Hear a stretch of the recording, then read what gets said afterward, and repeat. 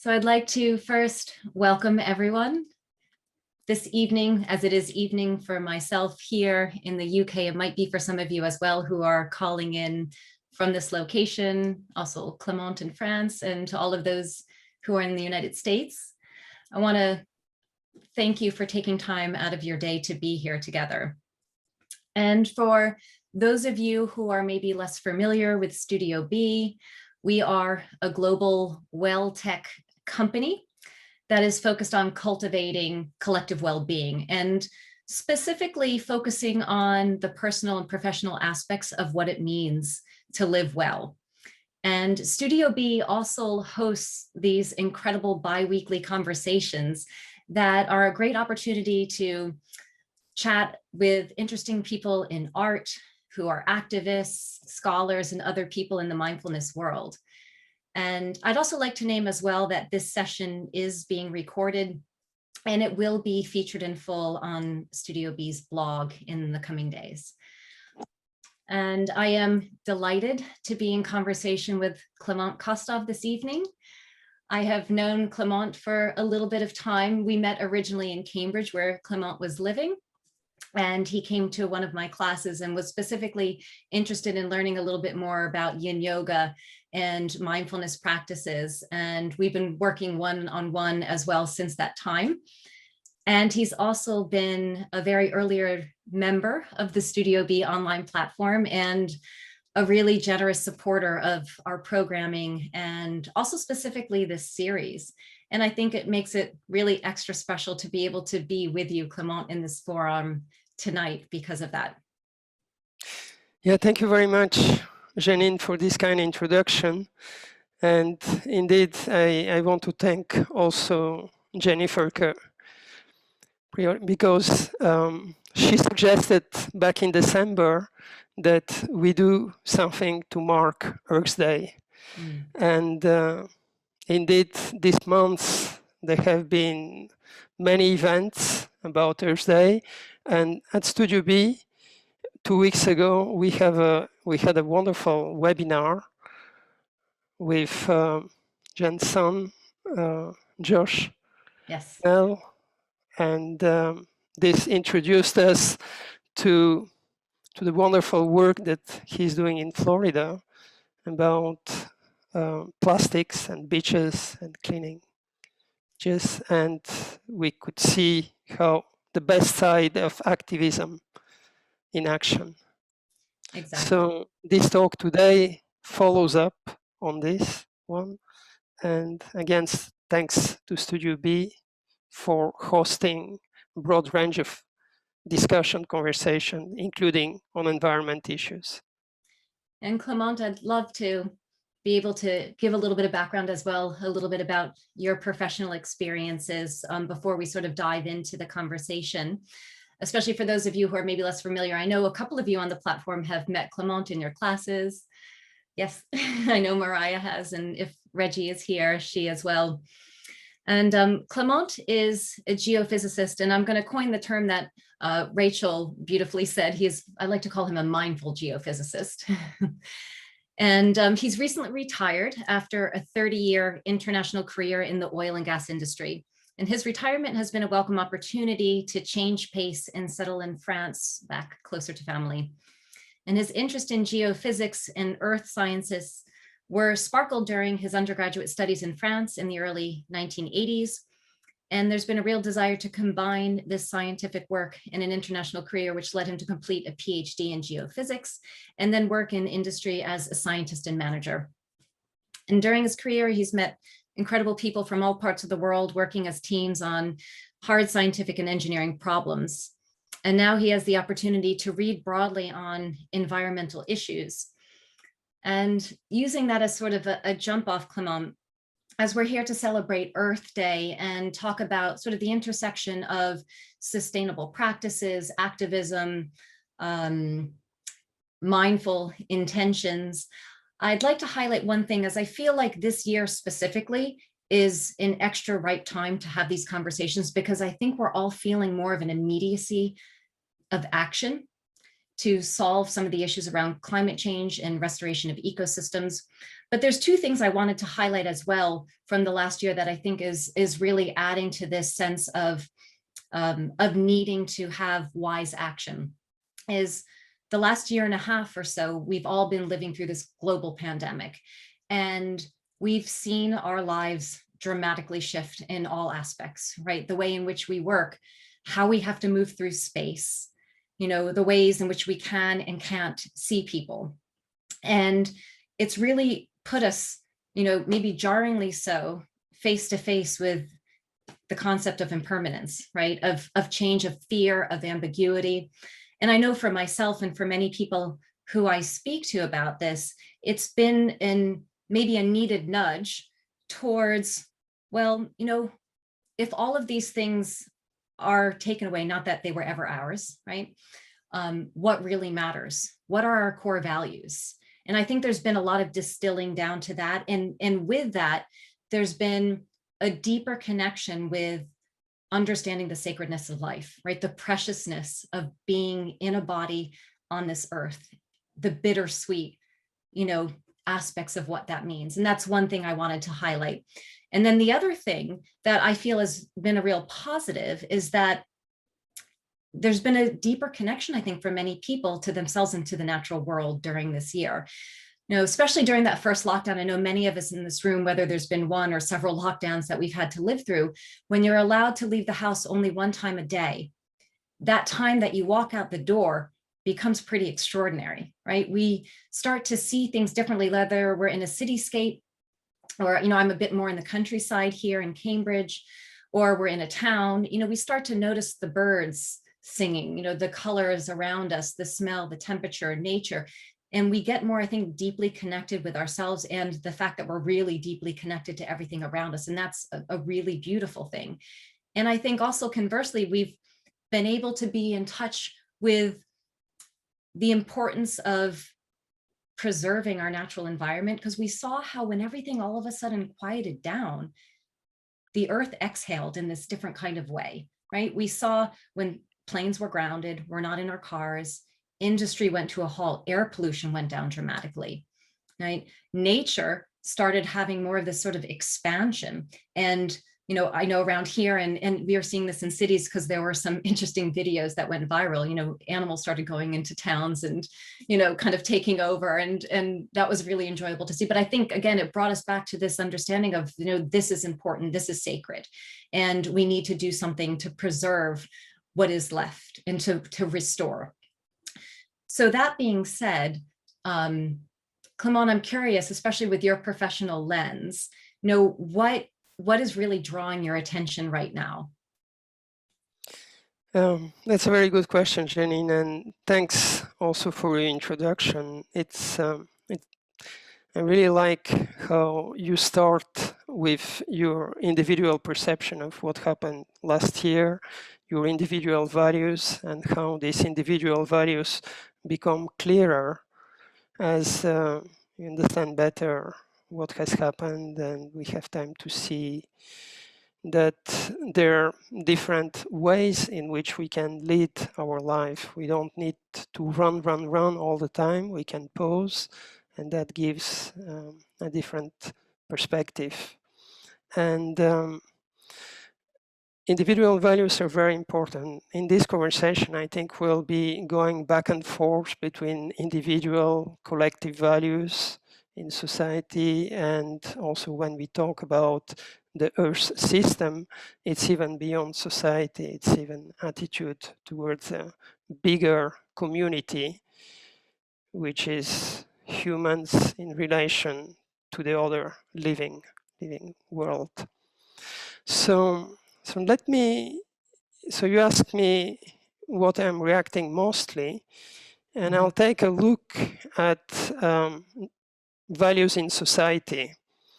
And it's something that I mention also in the text announcing the talk, values in society, in particular for three important actors, these ones being government, not only national governments, but also United Nations, who are supposed to set a framework for common actions. people and activists, importantly, and then business and industry. And so the issues around the environment have been known for a long time. Some people have had a very clear perception 50, 60 years ago. Many people have come to understand the issues at various times. The work of filmmakers like David Attenborough and many others has helped us also feel in a very direct way the issues of the environment. But in order for something to happen, we have to have an alignment of values, and from there the gears start to move. And for a long time, I feel that the conversation has been mostly between government, society, activists, and there has been a lot of friction. In the past, maybe three years, maybe more recently, I think I see a change. See a change because business gets involved, and it gets involved in an interesting, positive way. I would say there are a number of things that cascade from high-level messages from the United Nations. There is, for instance, a message, an initiative from the United Nations on sustainable development goals. There are 17 goals. They include addressing poverty, addressing biodiversity, affordable energy, better work conditions, respect for institution, collaboration between institutions. And there is a good reason there are 17, because they're all important. We live in different situations, and the relative importance and priority change depending where we are. But it's important to have that big picture, high level at the top. And what I see happening after is that companies, professional society start to build on that message, develop it, and suggest ways to implement it in their communities. And from there, it cascades in smaller communities, in different communities. And the actions of all of these communities are very important. Be it professional, be it neighborhood, be it some other interest. So I think there is that alignment of values that's important, that's happening. And that's why I'm optimistic that good things will happen. It's not going to be only technology. It's not only going to be goodwill. But when we put the two together, the discussion becomes much more interesting. We start to see many more options, and there is a better outcome for everyone. And I think sort of aligned with what you're saying, I'd love to sort of read a quote. If anyone's familiar with Jared Diamond, I think he's an evolutionary biologist by training. He has a couple of incredible books out that I've read called Collapse, Guns, Germs, and Steel. And in his book Collapse, he was specifically looking at, well, what is it that allows, what can we learn from societies that have failed? What are the lessons that we can learn, especially considering what's going on right now? And I think it's very, very relevant. And he says this: two types of choices seem to me to have been crucial in tipping the outcomes of various societies' history towards success or failure. The two that come out in terms of positive are long-term planning and the willingness to reconsider core values. And on reflection, we can also recognize the crucial role of these same two choices in the outcomes of individual lives. So it's one and the same, right? What we look to do individually is what we also need to do collectively, which is what he's saying. And I think that's a really beautiful point. I'd like to save that point for a bit later and come back to that. Absolutely. What for you, I'm curious also to know, in talking about sort of where your attention is being drawn, I know there's a couple of people you highlighted like David Attenborough, but if there are other sort of, inspirational thinkers, scientists, people who are really sort of drawing your attention because of some of this work that they're doing in a more sort of holistic way? Yeah, thanks for that, Lead. So we started with individual values. We talked a little bit of values in society and alignment of these values. And since we talk about the environment, actually, we're all part of another, even bigger community. And we're part of all the living beings on this earth. And there is a view in science, and it's called the Gaia hypothesis or the Gaia theory, about that draws attention to how planet Earth is different from other planets because there is life on that planet. Because there is life on that planet, the proportion of chemicals that we have in the atmosphere is very different from other planets where there is no life. If there would be no life on Earth, Earth would look something in between Venus and Mars. But because there is life, it looks very different. And think of that. There is CO2 is emitted by the plants. It's used by the animals for their energy. They emit CO2. There is this constant back and forth which influences the composition of the atmosphere and a lot of processes on Earth, including climate. And that idea goes back to the late 60s, early 70s, this Gaia theory. And there are two remarkable scientists who are main authors of this theory. One is James Lovelock. He's from the UK. And by training, he's a chemist. And the other one is a lady from the United States. Name is Lynn Margulis, a biologist by training. And I find the history of these ideas fascinating. And I had heard just in passing about this, but recently I read more, and I'd like to share a bit about the lives of these two people and the story of this idea.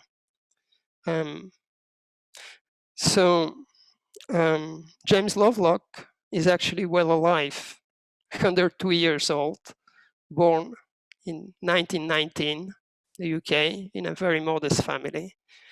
After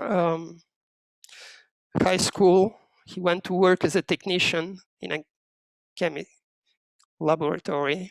That's where he started doing measurements and learned about measurements.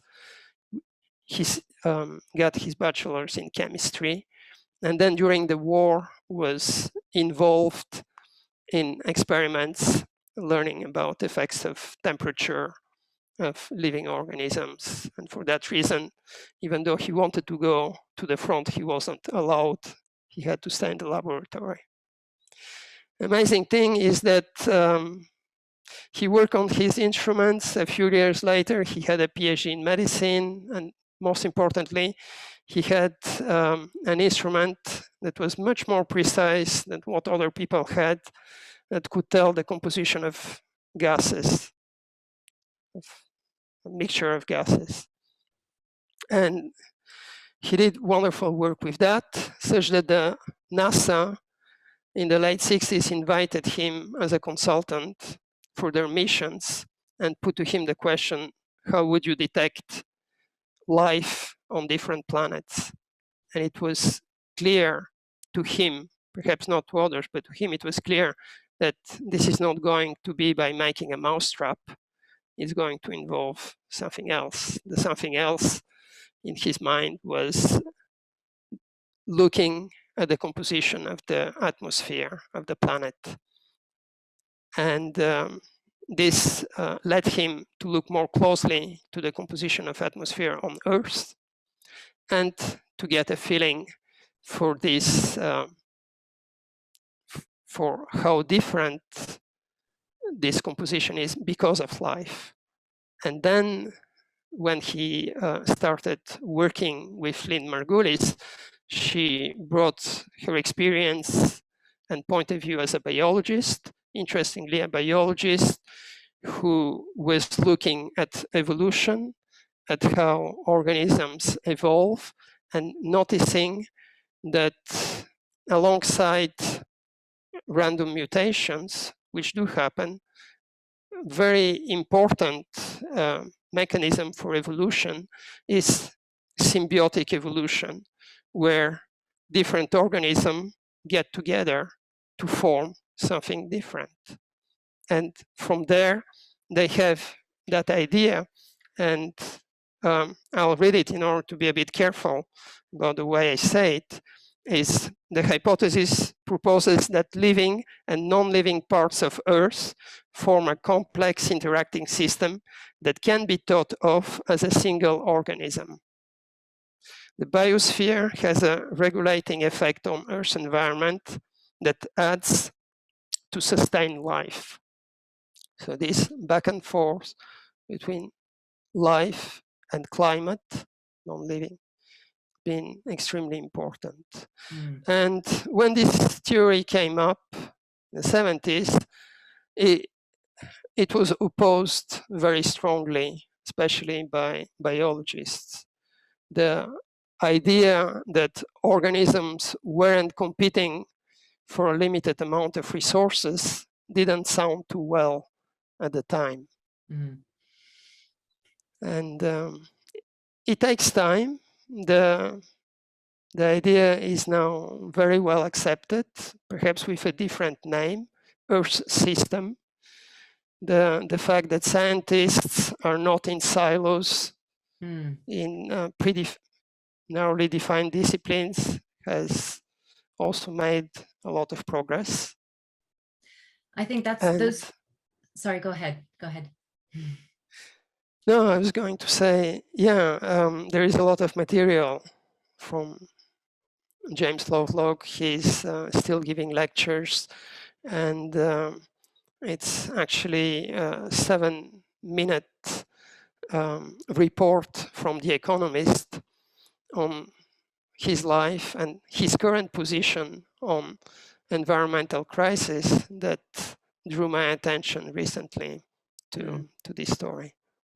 I think it's sort of fascinating in two ways, you know, that it's coming to the recognition that, you know, life on the planet and this whole atmosphere is about symbiotic relationship. It's about cooperation, not about competition. And I think, you know, for many people who are living in a very different way, that feels so foreign because we're taught to sort of, it's about one-upping, getting next, not so much about cooperation, you know, or as you said, you know, in the past, perhaps in different fields of science, everything was very siloed rather than collaborating and working together between maybe people who are doing ocean studies and then atmospheric studies. You know, and we can look at the same view that's happened when we think of Earth body, also of human body. We had the same thing if we look at, you know, how the medical world has viewed the body, right, as parts or as a system and then another system, and everyone becomes very specific rather than looking at a whole integrated human being. And it's, you know, it has done a disservice in terms of, you know, how we're able to tackle conditions of, you know, illness, conditions of disconnection and disembodiment, you know, both personally and sort of collectively, and what's going on in the environment. So it's really nice to see something like that changing and this collaborative effort being a little bit more in the foreground. Yeah, it's really interesting how yoga teachers tell us to pay attention, to scan the body, to listen, to direct the attention to different parts. Just directing the attention can have an important positive effect.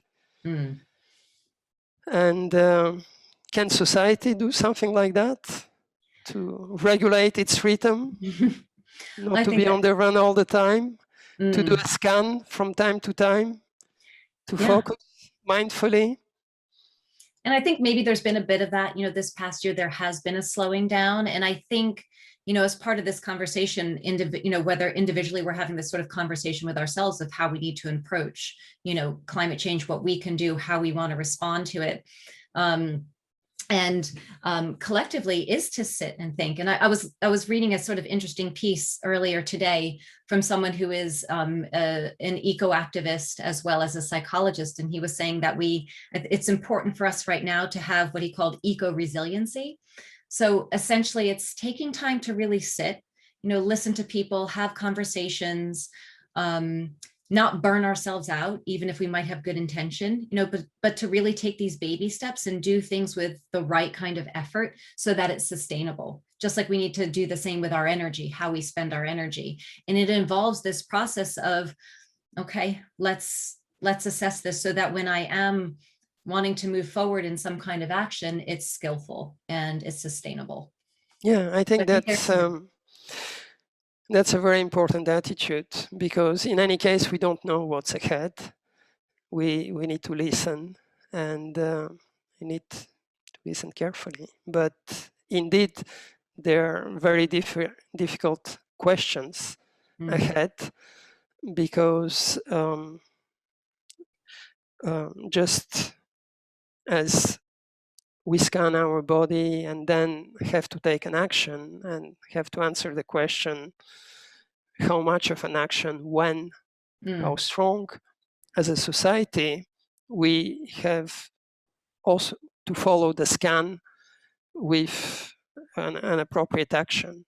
And I find it extremely difficult to understand how much is the urgency and what steps we should take and what priorities we should give. And probably the one way is just to take little steps, to be very careful, to readjust, and to be willing to be open, to stick to values, have the right values, and then adjust progressively. And to, I think, be willing to stay with what's difficult. It's, also something that we're taught in our yoga practice and our mindfulness practice, is that we're, here to welcome in what is difficult and what is easy, right? And to be able to sit with it and relate to it in some way. Because I think it can be so easy to, have a tendency of, when something is difficult, it's too hard to look at, the problem looks too big, I'm just going to turn around and look the other way, it's not going to affect me, or I don't have the capacity for that right now. But we need to be able to welcome that in, and sit with the difficulty of what's going on around us, the, disparity in where we're living versus where someone else is living, to take some kind of action on an individual, a local level, and then a global level. I think that it's about meeting this, really head on, but with a real element of, open-heartedness and curiosity, and willing to be maybe wrong, willing to make a mistake, and but to still take these baby steps to do something. Right. And it's always easier to take them as part of a community rather than alone. And that's why it's so important, so beneficial to have this kind of conversation within the various communities that we belong to. Yes. Whether it's the workplace or other interests. Yeah, and I think that's a great place to start, because if, we're not sure what we want to do, where can we make an impact, what's going to matter, is to take that time to sit and think about, well, what is it that really inspires me? How can I be impactful? So if, for example, okay, I'm really into food, I love cooking, I care about supporting local farms and this sort of thing, well, then maybe it's good to become active in some sort of an organization that's already there doing something around food waste. Or, what I've seen that's really interesting around that, I've seen some food waste being used into textiles, weaving, even the outsides of banana peels have been used into creating so ways of kind of thinking outside the box and taking what was waste and into, upcycling it, recycling it. Or if, for a good example, I don't know if he's on the call right now, but Josh, being really passionate about the ocean and waste that's going into the ocean, and wanting to do something about it, and how one individual can really spur a huge movement, but because that was a heart-based experience for him. So I think it's finding your tribe, so to speak, and you don't necessarily have to start from scratch in organization yourself if you don't feel like you have the capacity or the know-how to do so, but find one that's there in an area that really interests you. I think that's impactful. Yeah, and really every gesture counts, everything counts. Mm-hmm. Absolutely, absolutely. And I think staying in touch with, again, the sacredness of life, as potentially we start to move out of lockdown and the world makes little shifts or steps towards, I don't want to say normalcy, but something different. I think it's really important that we don't lose that connection to the preciousness of life, and, to the things that might seemingly be not that important. And I'd actually really love to share something that really struck me. I think it was about 2 weeks or so ago. I was reading a post that was said a while ago, a couple of years ago, from an eco-dharma leader. His name is Rob Burbia. He's since passed to cancer, but he really speaks very eloquently to the sacredness of everything. And he sort of talks about the example of when we pay closer attention in daily life, we can provide moments of clarity for changing behavior. One can reflect, for instance, on what was involved in the paper on which I'm reading these words, the trees from which the paper pulp came, the rain that watered those trees, the clouds that released the rains, the ocean waters that then evaporated to form those clouds, the sun that warmed the waters to the point of evaporation, the workers on the plantation and at the factory that produced the paper, the food that sustained them and gave them energy, the natural elements and other human beings and perhaps animals that helped produce the food. All these and more are somehow woven together into this piece of paper. So this piece of paper perhaps has the elements of the clouds, the rain, and the soil in it. And what a beautiful way to sort of think about something like a piece of paper that can really make us feel so deeply connected to absolutely everything around us. And I think that's such a beautiful example. Yeah. And, I think also being able to spend time in conversation or listening to conversation with people who inspire us, whether it's a podcast or going on YouTube, what's so wonderful right now, or TED Talks, is it's so accessible to be able to have information now, to hear talks on science and the environment. There's a lot more programming and ways in which we can get in touch to understand a little bit more. So we're staying deeply in touch with that. And I think that's incredible.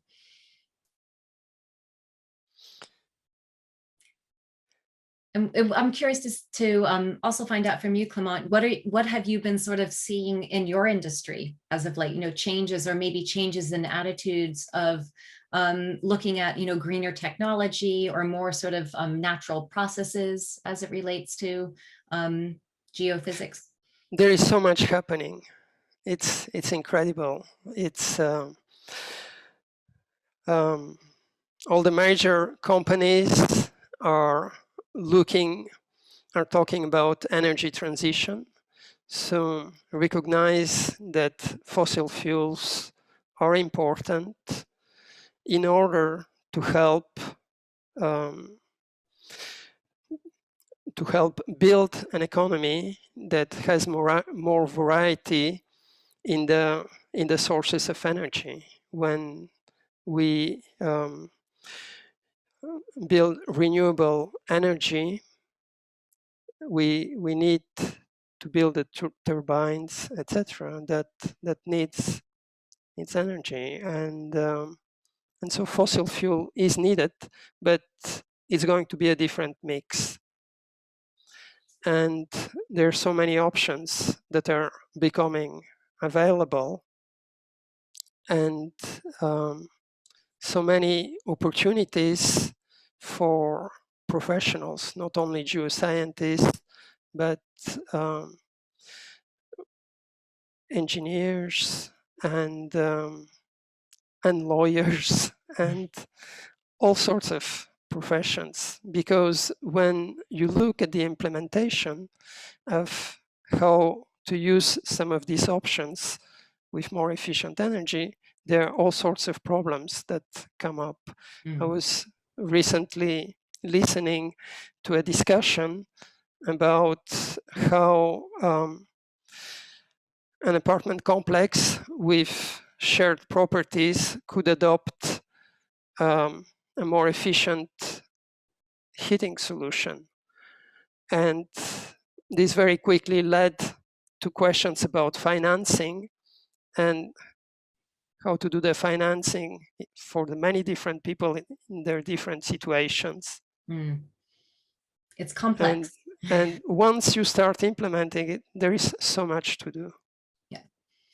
And I think that's what's also, the challenges in this. We saw yesterday the announcements, at least in the United States, with Biden, with having new targets to hit in terms of carbon emissions. So it used to be that I think it was things were going to be changed by 2050, and now that timescale's moved up to 2030. And that if you're removing something by halves, then you have to talk about what needs to be done in a very short period of time to hit those goals, which is, having what I think they said, half of all cars at least being electric by 2030. They'd have to quadruple the amount of solar farms and wind turbine. There would have to be, coal plants whatsoever. And so you have to talk about, financial incentives and the ways in which that it costs money to make those changes. And also, the way people heat their own homes and consume. It's very layered. It is, but again, there are plenty of things that as individuals we can get involved.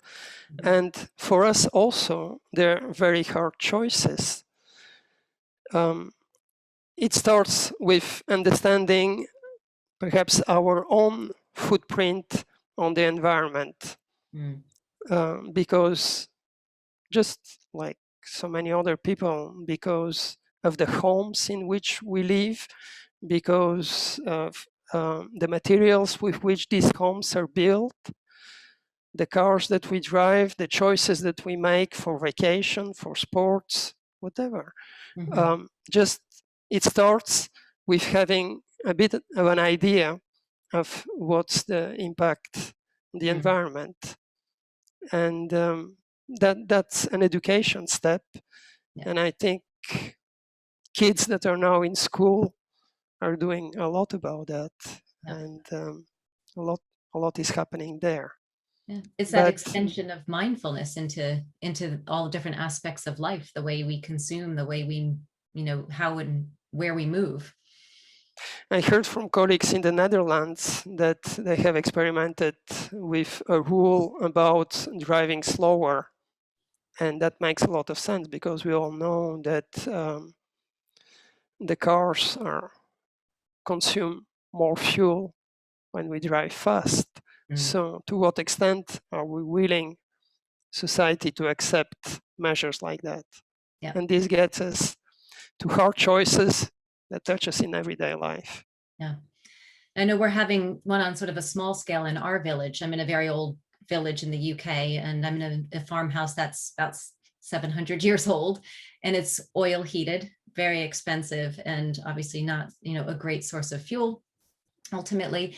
And there's been a scheme that started about 2.5 years ago. Just a small group of people in the village wanted to see, would it be possible to, change to gas? And that would mean obviously doing the ground excavation and find out if, first of all, people are interested, all the works to sort of make that conversion. And 2 years later, it's actually starting to happen.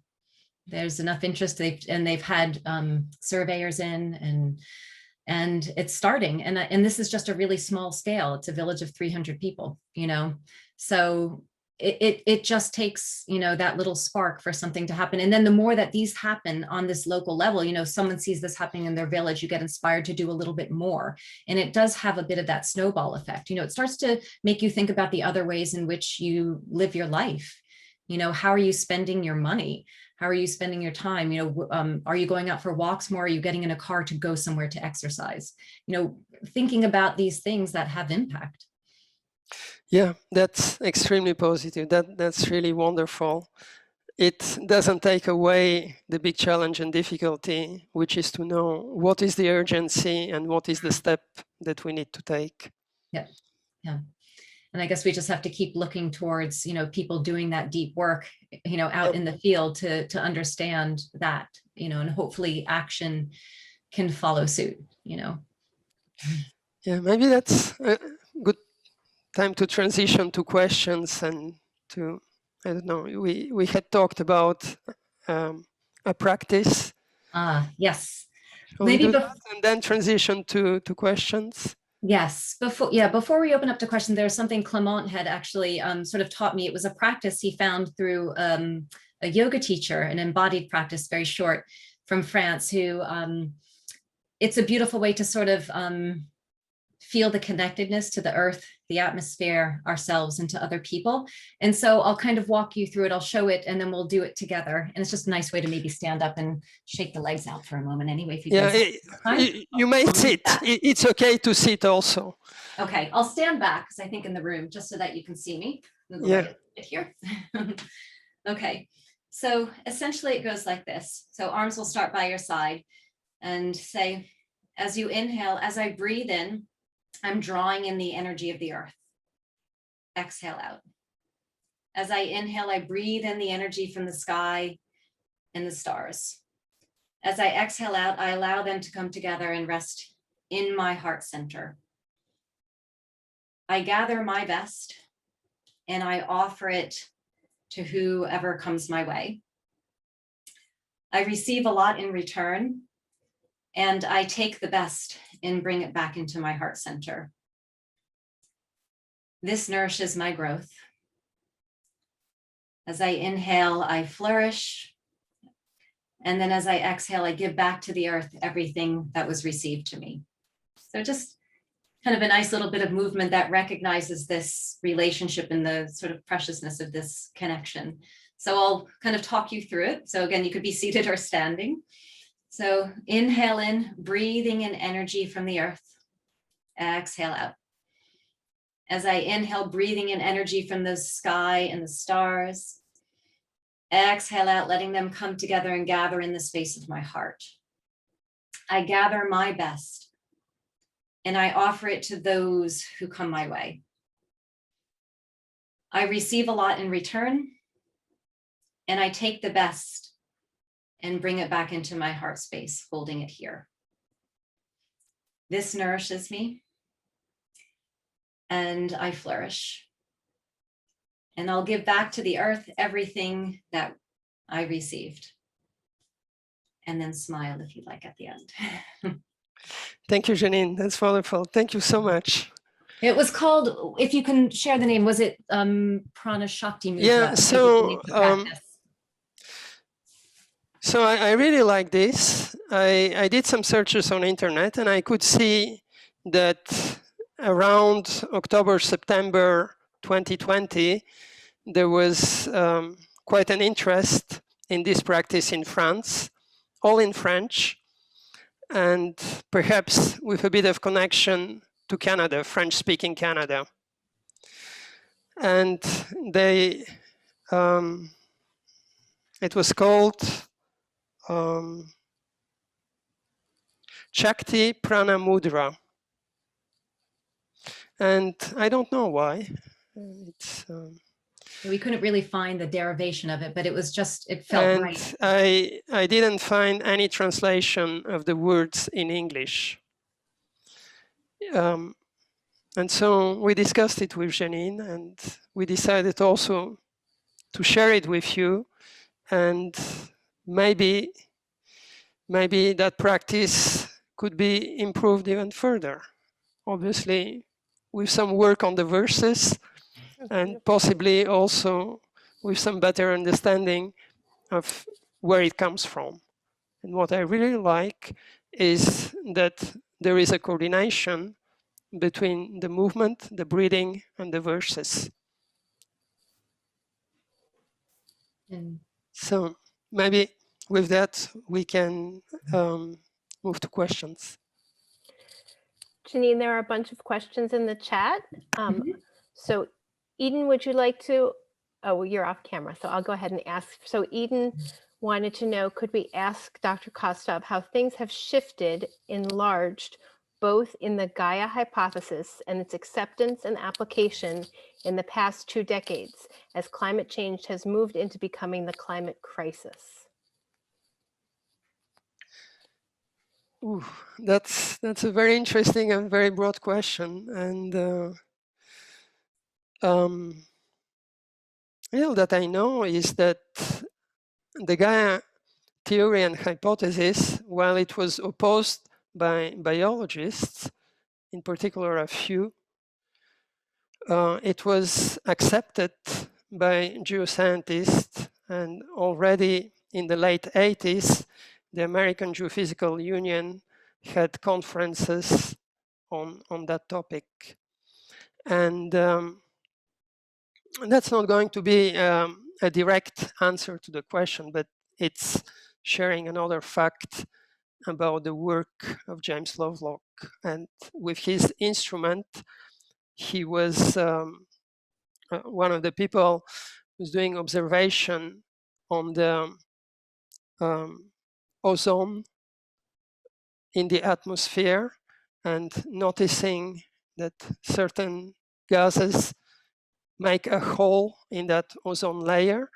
So in the 80s and 90s, that work led to awareness of environmental issues, to actions that fix the problem, which was an excellent news, but perhaps also a bit misleading experience, because other issues don't have such an immediate and possible fix in the short term. So I think the Gaia hypothesis has been accepted in the earth sciences so much that probably young professionals now don't see what's the problem. Why was it opposed at the beginning?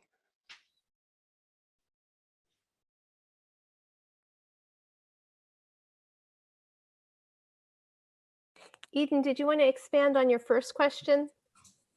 Which was the first? So what Oh, yes, I would. I just wondered, well, first of all, thank you. This is really fascinating. And I love having the perspectives of science and the wisdom traditions that we come from and merge in this way. I'm wondering if you have any thoughts about what we, as the Studio B, as a community, might be able to focus on.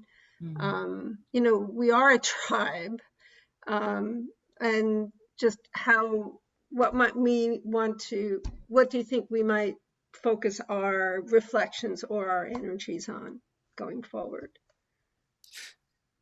Well, what comes to mind is just again to say thank you for all that you have done already through the webinar series. And I'm particularly impressed with having a project and a platform that brings practitioners of yoga from many different geographical places together. That's amazing. That in itself is great. So just continuing with these activities, with being a workplace that has strong, good values, implement those values, and becomes an example for the people who work at Studio B and for the community, Studio B members. That's already a lot. Thank you. I actually have a question, not just reading them from the chat. So Studio B is located in northeastern Pennsylvania, where there's actually a lot of fracking. I don't remember the hydraulic fracturing, which is a way to release natural gas. And with our yogic notion of ahimsa, non-harming, how do we balance the non-harming that we hope to do in the world with the need for resources from the earth? And that's a very, very good question. And it's a question that we geoscientists have on our minds. We are both professionals who know about the subsurface, about the resources that are used, and we want to do our job in a sustainable and safe way. But there are dilemmas, and depending on government regulation, business practices, and so on, we see a wide range of practices, some to high standards and others not so much. And it's a continuing debate. And fracking is indeed a very important one, where the United States have made some choices to exploit this type of natural resources, and where other countries with other circumstances have made different choices. So yes, there are risks, and yes, we should be trying to work to the highest possible standards for safety. But on the other hand, we have to recognize also how much we depend on energy for the kind of life that we're leading. So that energy has to come from somewhere. And it's also clear that what we call renewables right now are not going to provide a level of energy consumption to which we're used. And we want also that level of energy consumption to increase.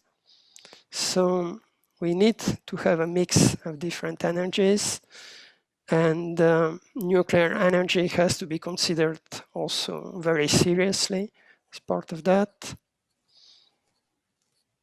And we just need to learn how to use those resources in the safest possible way.